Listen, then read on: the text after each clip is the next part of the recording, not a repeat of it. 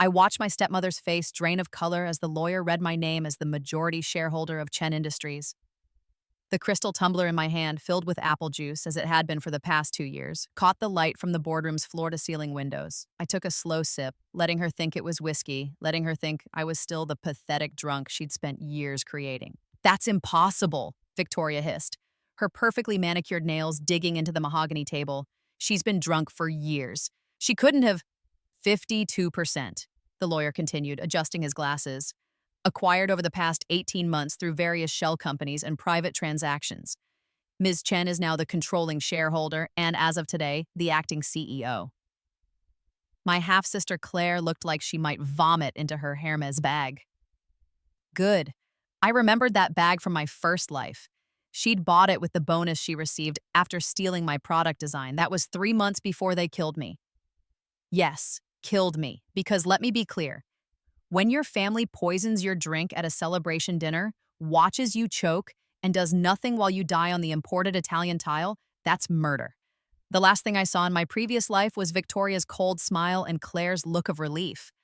The last thing I heard was my father saying, 'Finally.' Then I woke up in my childhood bedroom, age 16, the morning after my mother's funeral. Let me take you back to where this really began, not to the boardroom triumph. That's the ending. No, this started with my mother's death when I was 16 and the moment my father brought Victoria and Claire into our home 3 months later. My mother, Elena Chen, had been the heart of Chen Industries. She'd built the company from nothing, transforming a small textile import business into a fashion empire worth billions. My father, Richard Chen, had been her college sweetheart. Charming, handsome, and utterly useless in business. He'd spent 20 years as the face of the company while my mother did all the actual work. When she died in a car accident, suspicious, I now knew, though I couldn't prove it in either life, I thought my father would crumble. Instead, he seemed to bloom. Within weeks, Victoria appeared, a grief counselor who specialized in wealthy widowers, apparently. Claire was 17, 1 year older than me, and from the moment she walked into our home, she looked at everything my mother had built like it was already hers. In my first life, I was too grief-stricken to see what was happening. I missed the signs, my father's growing distance, Victoria's subtle poisoning of my reputation, Claire's systematic theft of everything that made me who I was. I was too trusting, too kind, too naive. My mother had been training me to take over the company. I had notebooks filled with her wisdom, her strategies, her vision for the future. I had her creativity, her eye for design, her understanding of what made fashion transcend mere clothing and become art. Victoria identified this as a threat within the first month. She started small, comments about my weight, my skin, my clothes. "Your mother had such elegant taste, Lily. It's a shame you didn't inherit it." Suggestions that I was under too much stress, that I should take a break from my advanced business classes. My father, drowning in his own grief and Victoria's manipulations, agreed with everything she said. Then came the pills. "For your anxiety," Victoria said, handing me a prescription bottle. "Your father and I are worried about you." They were benzodiazepines, highly addictive, prescribed by a doctor who played golf with my father. I took them because I was 16 and sad, and everyone kept telling me I wasn't coping well. Within 6 months, I was dependent. Within a year, Victoria had escalated to leaving bottles of wine in my room. "I thought it might help you sleep," she'd say with false concern, while my father shook his head in disappointment. By 18, I had a full-blown drinking problem, carefully cultivated by a stepmother who understood that a drunk daughter was no threat to her own child's inheritance. Claire, meanwhile, was the golden child. Poised, perfect, ambitious. She enrolled in the same fashion design program I'd planned to attend. She befriended my friends, slowly turning them away from me with carefully placed stories about my drinking. She began interning at Chen Industries, working directly under my father, positioning herself as the heir apparent. I watched it happen in my first life like a slow-motion car crash. I tried to quit drinking, but the withdrawals were brutal and no one supported me. I tried to assert my place in the company, but every presentation I gave was sabotaged. Files corrupted, designs stolen, meetings scheduled when I was too hungover to attend. I tried to tell my father what was happening, but Victoria had spent years painting me as paranoid and unstable. By the time I was 25, I was a full-blown alcoholic, barely functional, living in the guest house of what had been my mother's estate. Claire was VP of Design, taking credit for innovations I'd drunkenly sketched and left lying around. Victoria was CFO, systematically moving assets around in ways I was too impaired to understand. My father was chairman, a figurehead who spent most of his time golfing and praising his real daughter. I had one thing left: my mother's shares in the company. 30% held in a trust that would transfer to me fully on my 30th birthday. It was the only thing keeping me alive, I realize now. The only reason they hadn't simply discarded me. They waited until the week before my 30th birthday. A celebration dinner, they called it. To new beginnings, Victoria toasted. I drank the wine, real wine for once, not the apple juice I'd been secretly substituting when I could. I didn't know Claire had added something extra to my glass, something colorless, odorless, and lethal. I died on the floor of my mother's dining room, surrounded by her art collection and her family's killers. My last thought was regret, for being weak, for letting them win, for dishonoring everything my mother had built. Then I opened my eyes in my 16-year-old body the morning after her funeral, and I knew exactly what I had to do. The advantage of rebirth isn't just knowing the future, it's knowing your enemies. I knew every move Victoria would make because she'd already made them. I knew every trap, every manipulation, every carefully planned accident that would befall me. And I knew the one thing that would save me. I had to become what they wanted me to be while secretly being so much more. So I became a drunk, not a real one. Never again would I let chemicals control me. But I became a performance artist of addiction, a method actor in the role of tragic daughter. When Victoria offered me those first pills, I took them and pretended to swallow, hiding them under my tongue and spitting them out later. When she left wine in my room, I poured it down the sink and replaced it with apple juice in empty bottles. When my father expressed concern about my drinking, I slurred my words and stumbled, playing the role perfectly. I learned to move through the house like a ghost, to be underestimated and overlooked. I made myself small, pathetic, forgettable. And while they thought I was drowning in addiction, I was learning everything my mother had wanted to teach me. Her notebooks were still in her office, untouched because Victoria couldn't bear to go through a dead woman's things. I snuck in at night and photographed every page. I studied her business strategies, her design philosophies, her understanding of market trends and consumer psychology. I absorbed it all like a sponge, committing it to memory while playing drunk during the day. I also started watching the stock market. In my first life, I'd been too impaired to notice, but Chen Industries was publicly traded. My mother's shares were locked in trust, but there was a vibrant market in the remaining 40%. Victoria held 15% through her marriage to my father. Claire would acquire 5% as a welcome to the company gift on her 21st birthday. The other 20% was scattered among hundreds of small investors, many of them my mother's old friends and colleagues who'd believed in her vision. In my first life, Victoria had spent years systematically buying up those shares through shell companies, consolidating power while I drowned in whiskey. By the time I died, she and Claire controlled 45% between them, and my 30% trust was about to transfer to me. Except I'd be dead, and it would pass to my father, who would sign it over to them within the month. This time, I would be the one buying, but I was 16 with no money and no way to earn any without revealing I was sober. So I had to get creative. I started small. My mother had given me a credit card before she died, with a $10,000 limit for emergencies. Victoria didn't know about it. She'd been too busy seducing my father to do a full inventory of my mother's financial arrangements. I used that card to open a brokerage account under a shell company I created using a fake ID and a mail forwarding service. Yes, it was illegal. Yes, I was desperate. And yes, I knew exactly which stocks to buy. Remember, I'd lived through the next 14 years already.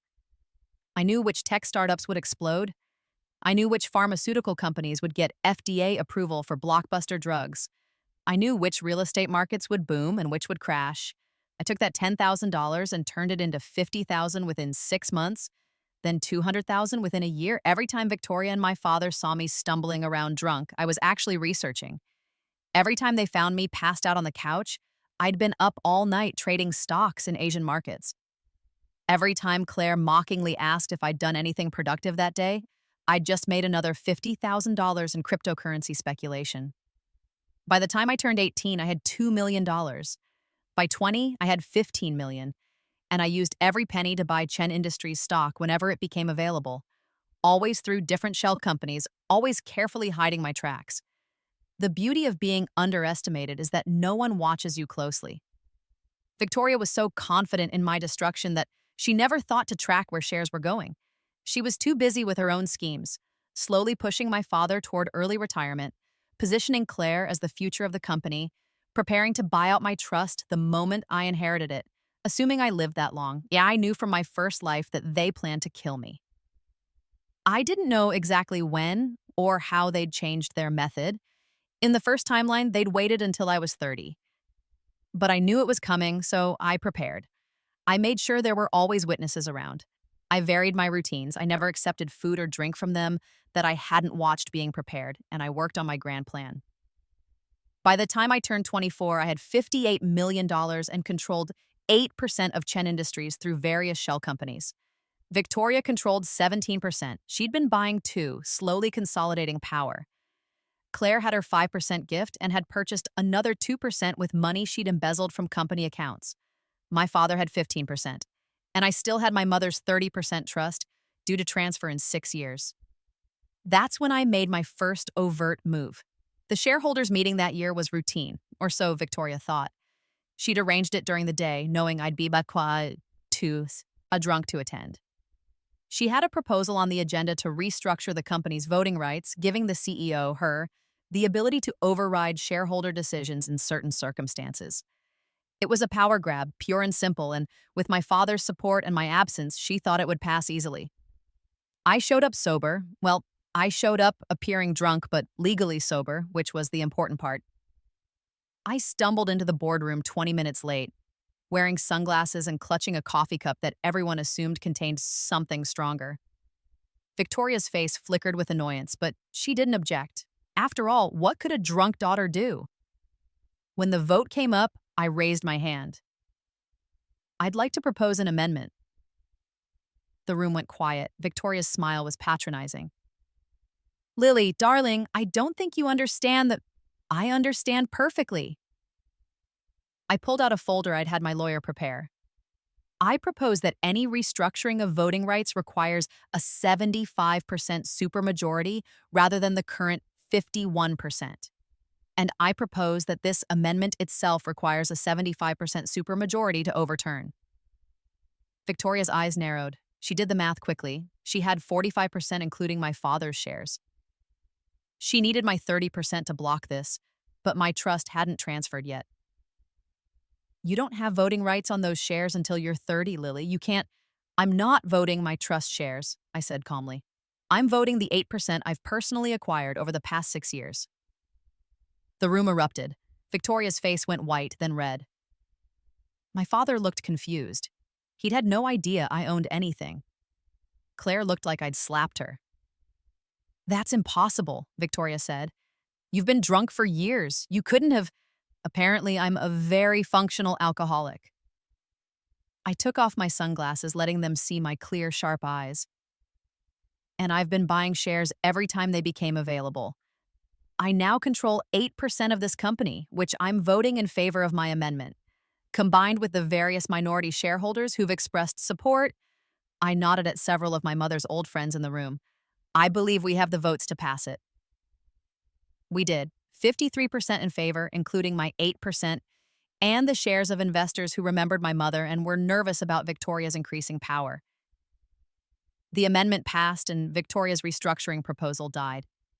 I put my sunglasses back on, took a sip of my coffee, actually coffee for once, and stumbled out of the room. Behind me, I heard Victoria's sharp whisper to Claire, "Find out how she got that money, and make sure she doesn't get more." That's when I knew they'd escalate their timeline for killing me.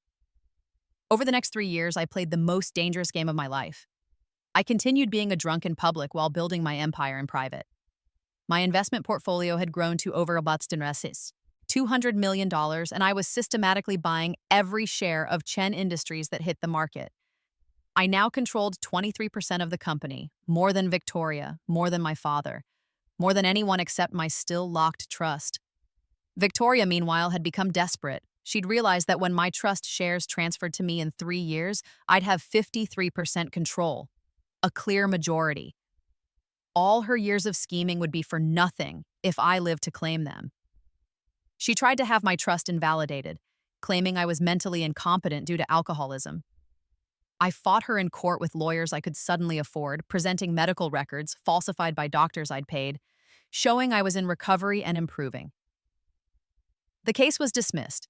She tried to buy the shares from the trust's executors. They refused. My mother had chosen them specifically because they couldn't be bribed. She tried to convince my father to divorce her and remarry me into the family through some bizarre legal adoption scheme that would put Claire in the direct line of succession. Even my father thought that was crazy. So she decided to kill me, just like the first time. But sooner. I knew it was coming when Victoria invited me to a family dinner to celebrate my 27th birthday. In my first life, the murder dinner had been for my 30th birthday, the night before my trust transferred. Moving it up 3 years meant she was getting desperate, and desperate people make mistakes. I spent weeks preparing. I hired private investigators to watch the house. I had cameras installed in my guest house that fed to secure servers. I wore a discreet recording device everywhere I went. And I found the one thing I'd been searching for since my rebirth: proof of how my mother really died. The private investigator I hired was ex-FBI, and he was good. It took him 6 months, but he found it. Brake line tampering on my mother's car done by a mechanic who'd been paid by a shell company that traced back to Victoria. She'd murdered my mother to marry my father. She'd spent 16 years positioning herself to steal everything my mother had built. And she was about to kill me to complete the theft. I could have gone to the police. But the evidence was old, and Victoria had covered her tracks well. A trial would be messy, uncertain, and would alert her that I was onto her. Plus, I wanted more than justice. I wanted revenge. I wanted to take everything from her the way she'd taken everything from me, twice. So I went to the family dinner. The house was decorated beautifully. Victoria had always had good taste, I'd give her that. Candles everywhere, my mother's best china set out, champagne chilling in silver buckets. Claire was there in a designer dress, my father in a tuxedo, Victoria in a gown that probably cost more than some people's cars. They were celebrating, I realized. Celebrating my upcoming death. "Lily," Victoria kissed. Both my cheeks, European style. "We're so glad you could make it. You look well." I didn't, actually. I'd made sure to look particularly rough. Red-rimmed eyes, shaky hands, clothes that didn't quite match. I'd even dabbed some whiskey behind my ears so I'd smell like alcohol. The perfect picture of a woman on the edge. "Wouldn't miss it," I slurred slightly. Family dinner, important. We sat down to eat. The first course was lobster bisque, my mother's recipe, which felt like a particular cruelty. Victoria watched me carefully as I ate, and I made sure to ask for wine repeatedly, letting her think I was desperate for it. When it finally came, Claire poured with a smile that didn't reach her eyes. I lifted the glass to my lips, pretending to drink, but actually just wetting my lips. The wine tasted wrong, bitter, chemical. There it was. Poison, just like last time. I set the glass down and made a show of feeling dizzy. "Are you all right?" Victoria asked, her voice dripping with false concern. "Just tired," I mumbled. "Been working hard." "Working?" Claire laughed. On what, finishing bottles?" I ignored her, focusing on the room. It was starting to spin, actually spin, not just a performance. My heart was racing. Shit. I'd ingested some of it just from wetting my lips. Not enough to kill me, but enough to make me sick. I stood up, stumbling for real now. "Bathroom. Need the bathroom." I barely made it, collapsing in the hallway. Behind me, I heard Victoria's voice, cold and satisfied. "Finally. Claire, call for an ambulance in about 20 minutes. We want to look concerned, but we don't want to be too quick about it. Richard, go get the paperwork I had prepared. We'll need him to sign over Lily's trust before it transfers." My vision was going dark around the edges. I fumbled for my phone, managed to hit the emergency call button before everything went black. I woke up in the hospital 3 days later. The first face I saw was a police detective named Sarah Morrison. The second was my lawyer, Thomas Brennan, the man I'd hired specifically because he was ruthless and brilliant. "Ms. Chen," Detective Morrison said gently, Do you remember what happened? I did. Every detail, including the conversation I'd recorded about Victoria's plans. My stepmother poisoned me, I said, my voice hoarse. She killed my mother 16 years ago, and she tried to kill me. I spent the next week in the hospital while the police investigated. My recording device had survived and captured everything: Victoria's cold voice admitting to the attempted murder, Claire's casual complicity, my father's spineless collaboration. The private investigator's evidence about my mother's death was enough to reopen that case, too. Victoria and Claire were arrested within a week. My father wasn't charged criminally. He'd been too stupid and passive to be considered an active participant, but I filed for a restraining order anyway, and then I called Thomas Brennan into my hospital room and told him it was time. Time for what? He asked. To take over the company, I said. I want to buy every available share of Chen Industries. I want to consolidate control. And I want to do it before anyone realizes what's happening. He smiled. It wasn't a nice smile. I was hoping you'd say that. The market was in chaos. News of Victoria's arrest had sent Chen Industries' stock plummeting. She'd been CEO for 5 years, and investors were panicking about leadership. Shares were flooding the market as nervous investors bailed out. It was exactly what I'd been waiting for. I spent the next 6 months buying.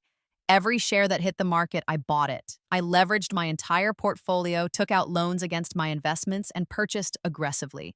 Within 3 months, I owned 38% of Chen Industries outright, separate from my trust. Combined with my mother's shares, which transferred to me on my 30th birthday while I was still recovering, I now owned 68% of the company. Victoria and Claire were in prison, awaiting trial for attempted murder, conspiracy, and fraud. My father was in rehab. Turned out he'd developed his own drinking problem, a real one, during his years with Victoria. The company was being run by an interim CEO appointed by the board, a competent but uninspiring man who was mostly just keeping the lights on. On my 30th birthday, exactly 3 years after they tried to kill me, I walked into the Chen Industries boardroom for an emergency shareholders meeting. I'd called it using my majority voting rights, and the agenda had one item: the election of a new CEO. Thomas presented the nomination: me. The vote was a formality. I had 68% of the shares, but I wanted everyone to see it happen. I wanted every investor, every board member, every employee to witness the moment when Elena Chen's daughter took back what was rightfully hers. The vote was unanimous. Even the minority shareholders who could have abstained voted yes. They remembered my mother. They'd watched Victoria nearly destroy everything Elena had built, and they'd seen me, over the past months, stepping up to guide the company through crisis with a steady hand and clear vision that reminded them of the founder. I became CEO of Chen Industries on my 30th birthday, exactly when Victoria had planned to take permanent control by having me killed. My first act as CEO was to restructure the entire company. I fired every executive Victoria had hired, the yes-men and corrupt cronies who'd helped her embezzle millions. I brought back the designers and managers my mother had trained, the ones who'd been pushed out when Victoria took over. I reopened my mother's old office, which had been closed for 16 years, and found it exactly as she'd left it, full of sketches, fabric samples, and her vision for the future of fashion. I implemented every strategy she'd written in her notebooks. I launched a sustainable fashion line using innovative materials and ethical manufacturing, something my mother had dreamed of but never had the chance to do. I rebranded the company around her legacy, making Elena Chen the face of our marketing, celebrating her genius and her values. The market responded. Within a year, our stock price had doubled. Within 2 years, we'd tripled our revenue. Fashion magazines called it the Chen Renaissance. Business schools taught case studies about the turnaround. And I sat in my mother's office wearing her reading glasses that I didn't actually need and felt her presence around me. I also made sure to be very visible in my success. I gave interviews to every major publication, always mentioning how I'd overcome addiction, the fake addiction Victoria had created, and adversity, the very real murder attempts. I positioned myself as a survivor, a phoenix risen from ashes, the underestimated daughter who'd reclaimed her birthright. Every interview, every photo, every public appearance was carefully calculated to make Victoria and Claire see what they'd lost. I made sure the prison delivered every magazine that featured me, I made sure they saw me on television, accepting awards and giving speeches. I wanted them to watch their careful plans crumble while I stood in the spotlight that should have been mine all along. The trial happened in my third year as CEO. Victoria and Claire both pled not guilty, despite overwhelming evidence. They thought they could charm a jury, play the victim, paint me as a vindictive drunk who'd fabricated everything. They didn't count on the forensic evidence. They didn't count on the shell company paper trail linking Victoria to my mother's murder. They didn't count on testimony from employees who'd witnessed years of systematic abuse. And they definitely didn't count on me taking the stand, sober and sharp, recounting every detail of their crimes with perfect clarity. The jury convicted them both on all counts. Victoria got 25 years for 2 counts of attempted murder and 1 count of conspiracy to commit murder in my mother's death. Claire got 15 years for attempted murder and fraud. She'd been an accomplice, but not the mastermind. My father, who'd cooperated with prosecutors and admitted to passive complicity, got a suspended sentence and 5 years probation. I sat in the courtroom and watched them led away in handcuffs. Victoria's face was twisted with rage, but Claire just looked empty, defeated, like she'd finally realized that the life she'd tried to steal was always built on a foundation of lies and murder. As for my father, I never spoke to him again. He was functionally cut out of the company. I bought his shares at market value, giving him enough money to live comfortably, but no power at all. He moved to Arizona, where he could golf year-round and contemplate his failures as a father and a man. I heard through mutual acquaintances that he was consumed by guilt, that he'd finally sobered up and realized what he'd allowed to happen. I didn't care. Some betrayals don't get forgiveness, even from reborn daughters. 5 years after becoming CEO, Chen Industries was the most valuable fashion company in America. We'd expanded into sustainable materials research, partnering with universities to develop biodegradable fabrics. We'd launched a foundation in my mother's name, providing scholarships for design students from underprivileged backgrounds. We'd opened factories in underserved communities, creating thousands of jobs with living wages and good benefits. Everything my mother had dreamed of, I made real. And I did it while building my personal fortune to over $800 million, making me one of the youngest self-made female billionaires in the country. Forbes put me on the cover with the headline, "The Phoenix CEO, How Lily Chen Rose from the Ashes to Rebuild an Empire." I kept the article. I had a copy sent to Victoria in prison. I also had a copy of my wedding announcement sent to her. Yes, I got married. To Daniel Park, an architect I'd met at a charity function. He was kind, brilliant, and had no interest in my money or my company. He loved me for me, the real me that I'd hidden for so many years while playing drunk. We had a small wedding on my mother's birthday, in her favorite garden, surrounded by people who'd actually loved her. Victoria and Claire were not invited. My life became everything they'd tried to prevent. I was happy, successful, powerful, and loved. I had a career that mattered, work that I was passionate about, and a legacy that honored my mother's memory. Every day, I woke up in my mother's house, which I'd bought back from my father, and walked through rooms filled with her art and her spirit. And every night, I went to bed knowing that in some other timeline, some other version of me had died on a dining room floor, unmourned and unmissed. But in this timeline, I'd taken every advantage they thought I didn't have. My sobriety, my intelligence, my mother's wisdom, and yes, the gift of rebirth, and used it to reclaim everything they'd tried to steal. Now, sitting in that boardroom 7 years after my rebirth, watching Victoria's face as she realized she'd lost everything, I took one final sip of my apple juice. The lawyer was still reading through the details of my majority shareholding, but I could see Victoria doing the math. She understood now. All those years she thought I was drunk, I was buying. All those times she mocked me, I was learning. All those moments she underestimated me, I was winning. How? She finally asked, her voice breaking. How did you do it? I smiled, setting down my glass. You taught me everything I needed to know about patience, Victoria. About playing a long game. About letting people underestimate you while you work in the shadows. I stood up, smoothing down my designer suit, my own design naturally. The difference is I was playing for something that was rightfully mine. You were playing for something you planned to steal. Claire was crying now, her perfect makeup ruining. We would have shared it with you. If you just, if I just what? Accepted being your victim? Watched you take my mother's legacy and corrupt it? I shook my head. You killed my mother, Claire. You poisoned me. You stole years of my life.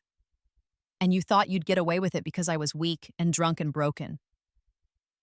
I walked around the table, stopping in front of Victoria. But here's what you never understood. I was never actually drunk. Not since the day I turned 16 and decided to become exactly what you wanted me to be. Every stumble was practiced. Every slurred word was deliberate. Every moment you thought you were winning, I was 3 steps ahead. Victoria's face had gone from white to gray. She understood the implications. Years of planning, destroyed. Years of careful manipulation, wasted. And all because she'd underestimated the daughter of the woman she'd murdered. This meeting is adjourned, I said, addressing the room. I'll be meeting with department heads individually this week to discuss the future of the company. Victoria, Claire, you're both fired, effective immediately. Security will escort you out. And, Victoria, your lawyers will be receiving divorce papers from my father by the end of the day. He's finally ready to admit what you are. I gathered my papers and walked toward the door, then paused. Oh, and Victoria, that wine you've been drinking this entire meeting? From the bottle I had brought in? It's non-alcoholic. I thought you should know what it feels like to be deceived by someone you trusted. Her face went slack with shock. The wine she'd been drinking to calm her nerves, to deal with the stress of this meeting, I'd controlled even that. Even in her final moments of power, I'd been 1 step ahead. I left the boardroom to the sound of her screaming. That was 3 years ago. Chen Industries is now worth $5 billion. We've expanded into sustainable tech, creating smart fabrics that can regulate temperature and monitor health. We've partnered with medical researchers to develop adaptive clothing for people with disabilities. We've opened stores in 20 countries, each one featuring local artisans and promoting regional craftsmanship. I'm 37 now, the same age my mother was when she died. I've outlived her tragedy and built something even greater than what she started. My daughter, Elena Marie Park, named for my mother, just turned 2. She plays in my mother's garden, surrounded by beauty and love, protected by a mother who would burn the world down before letting anyone hurt her. Victoria is still in prison. She'll be eligible for parole in 12 years when she's 68 years old. I've made it clear through my lawyers that I'll be present at every parole hearing, reminding the board of her crimes. Claire gets out in 7 years. She's written me letters apologizing, begging for forgiveness. I've returned everyone unopened. My father reached out last year asking to meet his granddaughter. I declined. Some bridges, once burned, should stay ashes. Instead, I surround myself with people who deserve to be there. Daniel, who still makes me laugh every day. My mother's old friends, who've become my advisors and confidants. The employees who remember Elena Chen and work every day to honor her vision. And my daughter, who will grow up knowing her grandmother's story, all of it, even the dark parts, so she understands the importance of strength, wisdom, and never, ever underestimating yourself. Every year on my birthday, I visit my mother's grave. I bring her flowers and wine, real wine, expensive wine, the kind she loved. I tell her about the company, about Elena Marie, about everything I've built. And I thank her for her notebooks, her wisdom, and the trust fund that helped me reclaim our legacy. I did it, Mom, I said this year, my daughter's small hand in mine. I got it all back, everything they tried to take. The wind rustled through the trees, and I swear I felt her presence, proud and fierce and finally at peace. Her empire was safe. Her daughter was strong. Her granddaughter would inherit a company built on ethics and innovation, not lies and murder. As for being drunk, I still keep apple juice in crystal tumblers at board meetings. It's become my signature, a reminder to everyone in that room that things aren't always what they seem, that the underdog might be playing a deeper game than you realize, that underestimating someone based on appearances is the fastest way to lose everything. I learned that lesson twice, once in death, once in rebirth. And I made damn sure that Victoria and Claire learned it too, in the most expensive way possible. They thought I was a hopeless drunk. They never saw me buying up their company shares. And by the time they realized their mistake, I owned everything they'd tried to steal. and they owned nothing but prison jumpsuits and regret. That's the thing about revenge, about justice, about reclaiming what's yours. It's not about one dramatic moment. It's about every small choice, every careful plan, every day you wake up and decide to be smarter, stronger, more patient than your enemies. It's about playing the long game while everyone else chases short-term victories. Victoria wanted quick power through murder and manipulation. I wanted lasting success through strategy and hard work.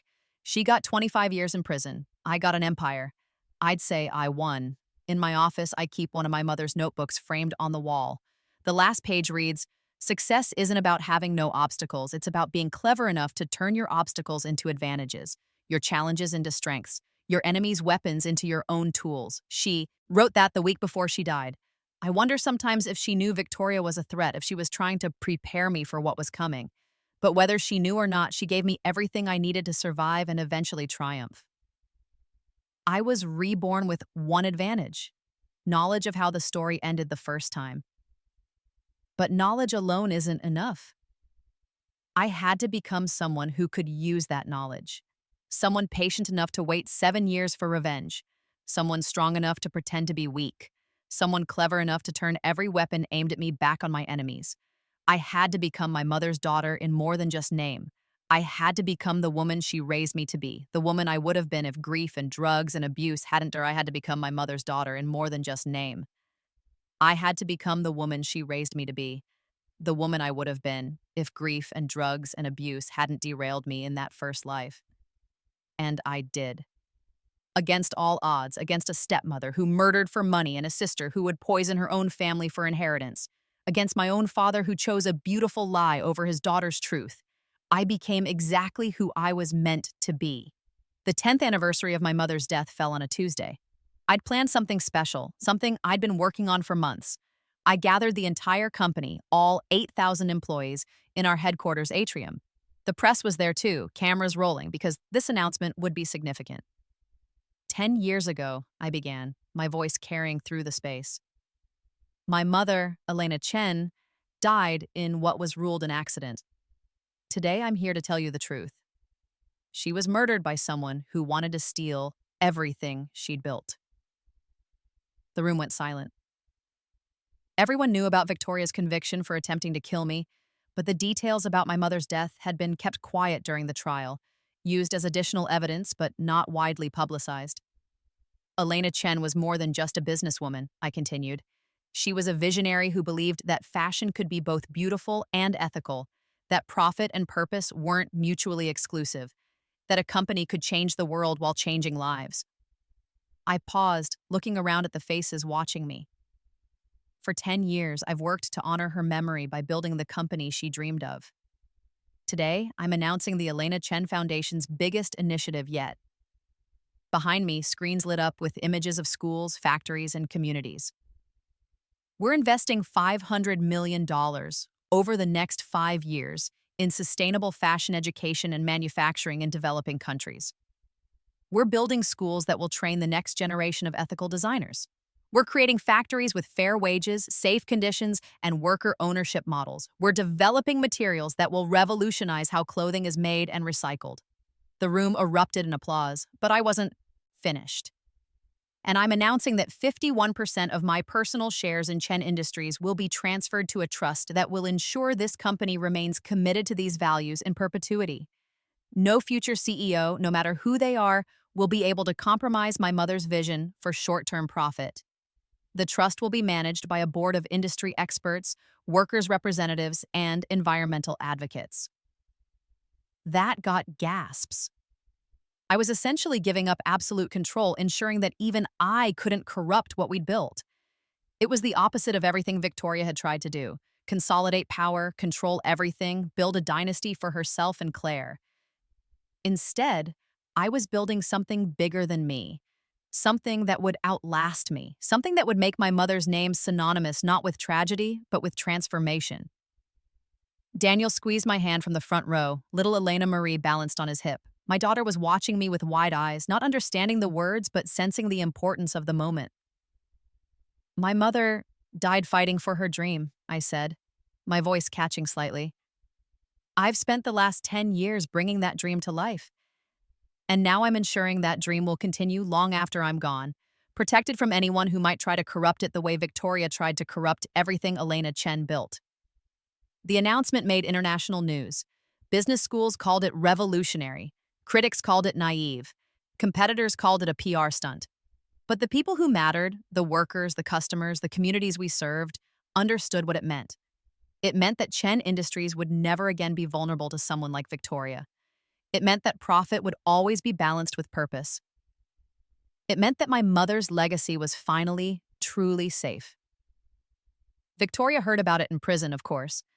One of my assistants told me she'd requested every article written about the announcement, had them spread across her cell, and apparently spent hours staring at my photograph on the Forbes cover.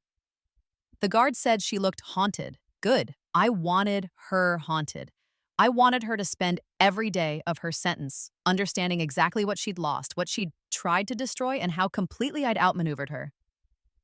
Claire's reaction was different. She wrote me another letter, her first in over a year. This one I opened. Lily, I saw what you did with the foundation. With the trust. It's brilliant. It's exactly what Aunt Elena would have wanted. Aunt Elena, not your mother. She was trying to create distance, to pretend she'd never tried to steal my mother's place. I know you'll never forgive me. I wouldn't forgive me either, but I need you to know that I understand now what we took from you. Not just the company or the money, the time. The years you spent pretending to be someone you weren't, protecting yourself from us, the childhood you should have had, the relationship with your father that we poisoned. My therapist here says I was a victim too, that my mother manipulated me. Maybe that's true. Maybe I was too young to understand what she was doing, how she was using me. But I was old enough to know that poisoning someone was wrong. I was old enough to choose differently. I didn't. And I'll live with that for the rest of my life. I'm not asking for forgiveness. I'm not asking for anything. I just wanted you to know that I see what you built, and it's beautiful. You won, Lily. Not just the company, not just the money. You won it being a better person than any of us ever were. Claire. I read the letter 3 times, looking for manipulation, for hidden angles, for any sign that this was another play for sympathy. But it seemed genuine, broken, regretful, and far too late, but genuine. I didn't respond. Some apologies don't deserve acknowledgement, but I didn't throw it away either. I filed it in a folder labeled Evidence of Victory, along with the newspaper clippings about Victoria's conviction, the Forbes articles, and the business school case studies about Chen Industries' turnaround. Not because I needed validation, but because sometimes when the weight of running an empire felt heavy, when the decisions felt impossible, when I missed my mother so much it physically hurt, I needed to remember what I'd overcome, what I'd achieved, how far I'd come from that girl dying on a dining room floor. Elena Marie turned 5 the year I turned 40. She was bright and curious, with my mother's eyes and my determination. She'd started drawing fashion designs, filling notebooks with sketches of dresses and suits and impossible garments that somehow looked exactly right. "Mama," she asked one evening, holding up a drawing of a gown made entirely of flowers, "is this good?" I looked at the sketch, really looked at it. The proportions were off, the concept was impractical, but the creativity was pure and fierce. She'd drawn herself in the dress, standing on a stage, confident and radiant. "It's perfect," I told her honestly. "You know who would have loved this? Your grandmother, Elena." "Tell me about her again," Elena Marie said, climbing into my lap. It was our routine, this storytelling. Every night I shared pieces of my mother's life, her wisdom, her dreams. "Your grandmother believed that what we wear tells a story," I began. "That fashion isn't just about looking beautiful. It's about expressing who you are and who you want to be. She thought clothes should make people feel powerful and authentic." "Like your suits," Elena Marie said, touching the fabric of my jacket. "You always wear suits when you're being powerful." I laughed. "Yes, like my suits. Your grandmother taught me that women don't have to dress like men to have power, but we also don't have to dress in any particular way to be taken seriously. We get to choose. That's the power." "What else did she teach you?" "She taught me that family isn't always blood. That the people who love you, who support you, who celebrate your success, those are your real family. And she taught me that sometimes the greatest strength is looking weak while you're actually planning your victory. Elena Marie frowned, thinking, like in the princess stories where the princess pretends to sleep?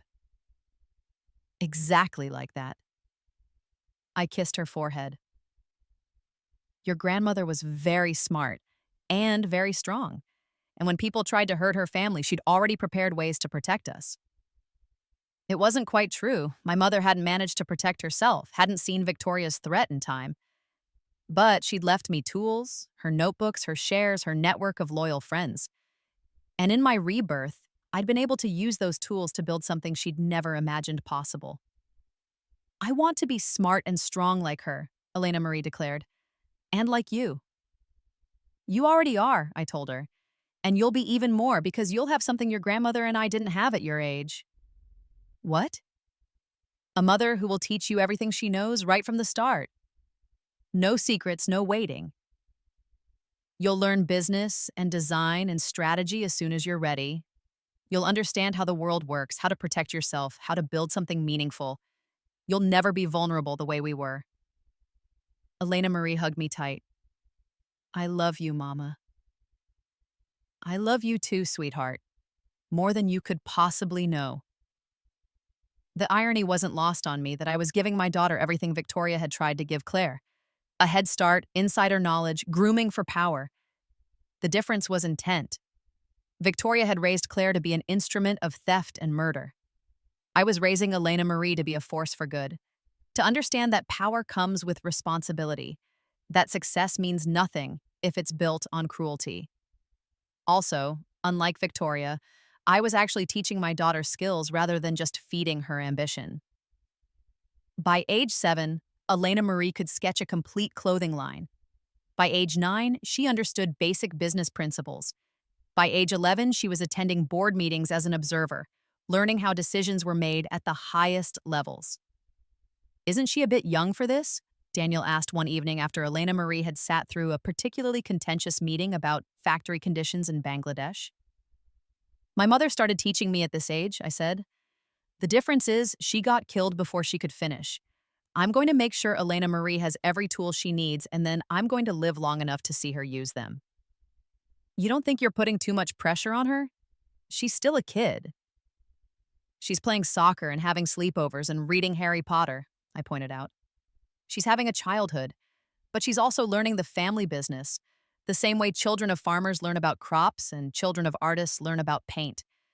This is our legacy. She deserves to understand it. Daniel was quiet for a moment. You're afraid something will happen to you, like what happened to your mom. He wasn't wrong. Some fears never fully leave you, especially when you've died once before. I had security, I had health screenings, I had lawyers and insurance and contingency plans upon contingency plans. But I also had a 40-year-old's awareness of mortality and a reborn person's knowledge that life can be stolen in an instant.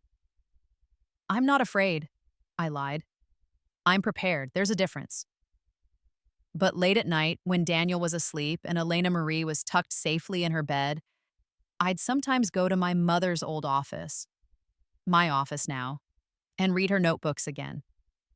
Looking for wisdom I might have missed, for warnings I should heed, for any sign of what she'd seen coming before Victoria's car tampering had ended her life. The truth was, I was terrified. Not of dying, I'd done that already, and rebirth had taught me that endings could be beginnings. But of leaving my daughter vulnerable the way my mother had left me. Of all my preparations being insufficient, of history repeating despite my best efforts. So I made videos, hundreds of them, stored on secure servers with instructions to deliver them to Elena Marie at various ages if I died. Videos explaining business strategies, sharing stories about her grandmother, offering advice on everything from negotiating contracts to choosing friends, to understanding that sometimes the people who smile at you are the most dangerous. If you're watching this, I said into the camera for the video marked age 16, then I'm gone and I'm so sorry. But you're not alone, and you're not vulnerable. By now, you'll have your inheritance, including controlling shares of Chen Industries held in an unbreakable trust. You'll have advisors I've chosen carefully, people I trust with your life. You'll have your father, who loves you more than anything, and you'll have all the knowledge I could give you. I paused, thinking about my 16-year-old self, waking up reborn and terrified and determined. You're a Chen woman, I continued. That means you're smarter than people think, stronger than you feel, and capable of achieving impossible things. Your great-grandmother Elena built an empire from nothing. I reclaimed it from people who tried to steal it, and you'll transform it into something we never imagined. Don't trust easily. Don't let anyone make you feel weak or broken or less than you are. Don't let anyone make you into their victim. And if someone tries, remember that you have resources, you have intelligence, and you have time. The long game is always the winning game.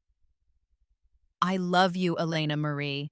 I loved you before you were born. I love you now, and I'll love you beyond death. Make your grandmothers proud, but more importantly, make yourself proud. I recorded the last video marked age 30 on my 45th birthday.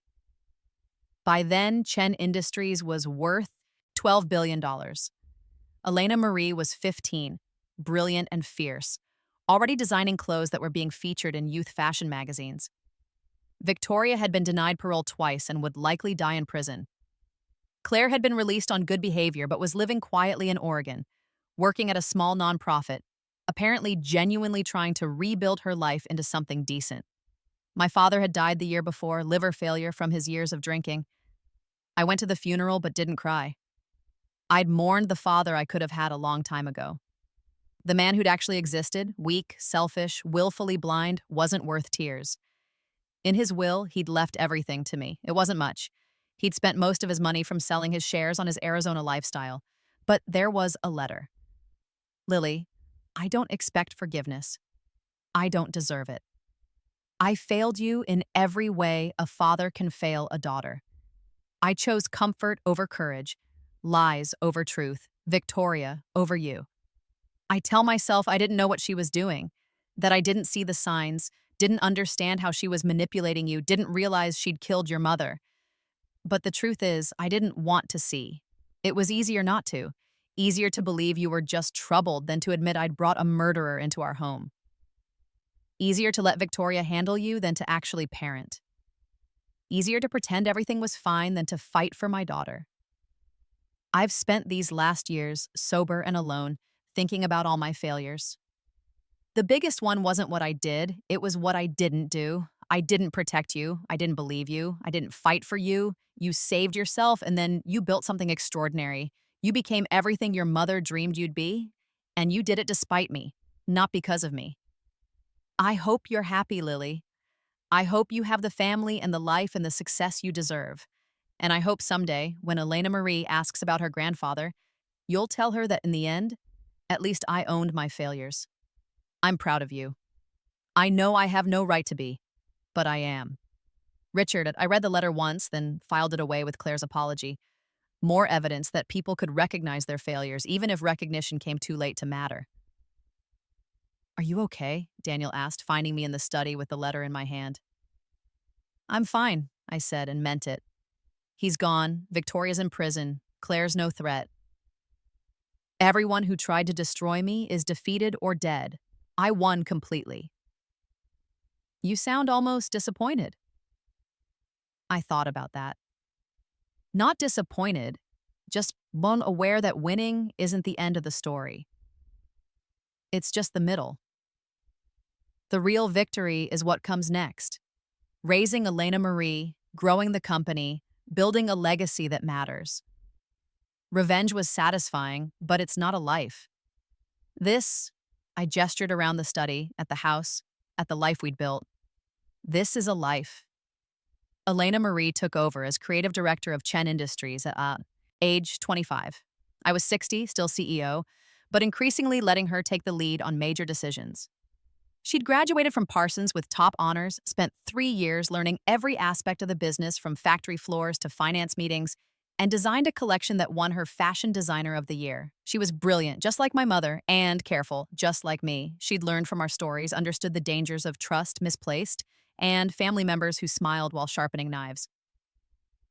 Mom, she said one day, walking into my office, I've been thinking about the company's future. Oh? I set down the report I'd been reviewing. What about it? You're 60. You've been CEO for 30 years. You've transformed this company beyond anything anyone could have imagined. Maybe it's time to think about succession. I'd been expecting this conversation. Are you ready? I think so, but I don't want to just take over. I want to earn it the way you did. I want the board to choose me because I'm the best candidate, not because I'm your daughter. I smiled, recognizing myself in her words. Your grandmother would have loved you so much. I know. You've told me about her my whole life. And I've read her notebooks, all of them. Mom, she was planning things she never got to implement. Innovations that are still ahead of their time. What if we dedicated our next decade to bringing her full vision to life? Tell me more. For the next hour, Elena Marie laid out a plan that took my breath away. She wanted to revolutionize how clothing was produced, distributed, and recycled. She wanted to create a closed-loop system where nothing was wasted, where every garment could be broken down and remade. She wanted to use AI to customize designs for individual customers, eliminating the need for mass production and size standards that didn't fit real bodies. It was ambitious, revolutionary, and exactly the kind of thinking my mother would have loved. How much would this cost? I asked when she finished. $3 billion over 10 years. I didn't hesitate. Do it. Present it to the board next month. If you can convince them it's viable, I'll support it completely. And Elena, I think it's time to announce you as my successor. Not immediate, but clear. Give you 5 years as president and COO, learning the parts of the job you haven't seen yet. Then you take over as CEO when I'm 65. Are you sure? Completely. You've earned this. Not because you're my daughter, but because you're brilliant and prepared, and you understand what this company means. You'll protect your grandmother's legacy better than I ever could because you'll also push it forward in ways I never imagined. Elena Marie hugged me, tears in her eyes. Thank you for everything, Mom, for building this, for teaching me, for making sure I'd be ready. Thank you for being exactly who you are. Your grandmother and I, we survived and succeeded despite the people who should have protected us. You get to thrive because of the people who do protect you. That's the difference. That's the victory. I'm 70 now. Elena Marie has been CEO for 5 years, and she's spectacular at it. The company is worth $20 billion, has zero carbon footprint, and employs over 50,000 people in 30 countries, all with fair wages, good benefits, and worker representation. Victoria died in prison 3 years ago. A heart attack, sudden and final. I didn't go to the funeral. Neither did Claire, from what I heard. Some people die unmourned because they lived unloved, and that was Victoria's final punishment. Not the prison, but the emptiness. She'd spent her whole life grasping for power and money, and in the end, she died with neither and with no one who cared. Claire is 62 now, still in Oregon, still quietly living her life. I heard she wrote a memoir about growing up with Victoria, about being groomed into criminality, about her years in prison and recovery. She donated all the proceeds to organizations that help children of incarcerated parents. I haven't read it. Maybe someday I will. Maybe someday I'll be curious about her perspective, about how she justified or understood what we did to each other, but not yet. Some wounds are healed but still shouldn't be prodded. My granddaughter, Elena Chen Park II, we call her Ellie, just turned 10. She's learning to design clothes on her iPad, creating wild, impossible designs that somehow capture the spirit of what fashion could be. She asks questions about her great-great-grandmother Elena, about the company's history, about why grandmother Lily, me, has so many news articles framed in her study. Because I did something important, I told her recently. I took back something that was stolen from my family and I made it better than it ever was before. Because you're smart, Ellie said confidently. Because I was patient, I corrected. Being smart isn't enough. You have to be patient, strategic, and willing to play the long game. Remember that, Ellie. The people who win aren't always the smartest or the strongest. They're the ones who can wait, plan, and strike at exactly the right moment. She nodded seriously, absorbing the lesson. Then she went back to her designs, and I went back to my memoirs. I'm writing everything down, you see. The whole story, both lives, every detail. Not for publication, but for the family archives. So that every Chen woman who comes after me will know where we came from, what we survived, what we built. They'll know about Elena Chen, who built an empire from nothing and died protecting her daughter's future. They'll know about Lily Chen, who died a victim and was reborn a victor. They'll know about Elena Marie Park, who transformed that victory into something revolutionary. And they'll know about all the Chen women who come after, who'll continue building on this foundation. They'll know that we're survivors, strategists, long game players. They'll know that we don't break. We bend, adapt, and come back stronger. They'll know that underestimating a Chen woman is the last mistake you'll ever make. On my 75th birthday, the company threw a celebration. 500 people attended, employees, partners, industry leaders, friends. Elena Marie gave a speech about my legacy, about how I'd not just saved Chen Industries, but transformed it into something that changed the world. My mother taught me that success isn't about defeating your enemies, she said. It's about building something so magnificent that their defeat becomes irrelevant. She didn't just take back what was stolen. She made it better, stronger, more meaningful than it ever was before. That's the definition of victory. I sat at the head table wearing a suit I'd designed myself. Elegant, powerful, perfectly tailored. Daniel sat beside me, older now, but still with the same kind eyes that had made me trust him decades ago. Ellie was drawing in a notebook, probably sketching ideas for her own future fashion empire. The room was full of people I'd mentored, people whose lives had been changed by the company's policies and programs, people who understood that business could be a force for good. I thought about my mother, who'd died at 40, never seeing her dreams fully realized. I thought about my 16-year-old self, waking up, reborn and terrified, not knowing if she could change fate. I thought about all the moments in between, the careful planning, the patient waiting, the satisfaction of watching Victoria's empire crumble while mine rose. But mostly, I thought about what came after revenge, about Elena Marie's brilliant leadership, about sustainable fashion revolution, about 50,000 jobs and communities that needed them, about Ellie's generation growing up in a world where ethical business wasn't an oxymoron. That was the real victory. Not destroying Victoria, that was just clearing the field. The real victory was building something so beautiful and meaningful that it would outlast all of us, would continue changing lives long after everyone in this room was gone. "What are you thinking about?" Daniel whispered. "How far we've come," I said, "and how far we'll go." "Any regrets?" I considered the question. Did I regret the years spent pretending to be drunk? The time I lost with my father before his weakness destroyed any chance of a real relationship? The fact that I had to die once to learn how to live? "No," I said finally. Every hard moment taught me something I needed to know. Every sacrifice built something important. If I hadn't suffered, I wouldn't have had the strength to rebuild. If Victoria hadn't underestimated me, I wouldn't have had the chance to surprise her so completely. "You're a remarkable woman, Lily Chen." "I'm Elena Chen's daughter," I said. "And Elena Marie Park's mother, and Ellie's grandmother. Remarkable runs in the family." He laughed and kissed my cheek, and I looked around the room at everything we'd built, everything my mother had dreamed of, everything my daughter would continue. This was victory. Not the moment in the boardroom when Victoria's face drained of color, not the trial where she was convicted, not even the decades of success that followed. This was victory, being 75 and happy, surrounded by people I loved and who loved me back, knowing that my life's work would continue long after I was gone, confident that every Chen woman who came after me would be protected and prepared and powerful. I'd been reborn once. I'd used that impossible gift to reclaim my mother's legacy and destroy the people who'd tried to steal it. But the real miracle wasn't the rebirth. It was what I'd built in the years after. The life I'd created, the family I'd protected, the company I'd transformed, the legacy I'd secured. Victoria had thought she could take everything from me by making me a drunk, by making me weak, by making me invisible.